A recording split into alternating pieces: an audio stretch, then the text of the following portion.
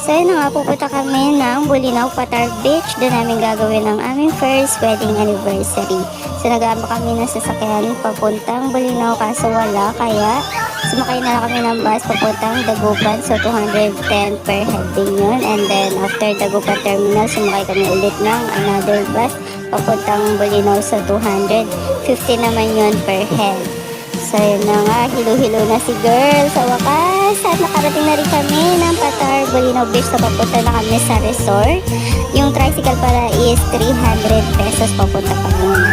Grabe naman ba? So yun na nga, nagpagparita. Saya-saya. So yun. Perfect, diba? So ayun na nga, napunta na namin ng resort. Ang pangalan pala is Casa Carolina Patar Beach Resort. So ayan yung pinaka-front nila.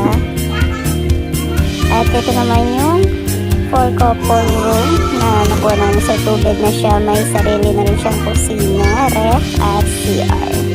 And diba, perfect. Oh, ready to swim na.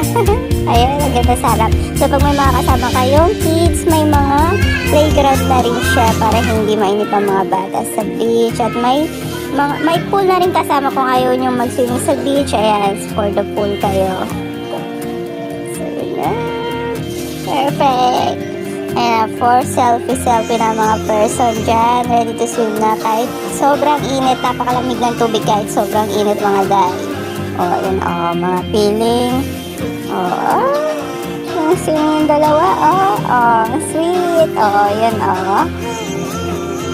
Oh, pak. Oh, ano, vlog siya. Oh, feel na feel ang dagat. Oh, wag pang pasubsob dyan, day. Oh, my God. Grabe siya. Oh, so nagsama kami sa dagat. Kaya swim sa pool. Oh, feeling swimmer yan. Oh. Diba? So, after nun, inabangan namin talaga yung sunset. Ito talaga yung pinuntahan ko dito. Charit! So, yeah. Sunset for the goal. So, after namin uminom, ayan, swim kami sa pool para mawala yung tama ko. Grabe, nalasing ako. Parang hindi na ako sanay yata ng mga alak. Charit! So, yeah.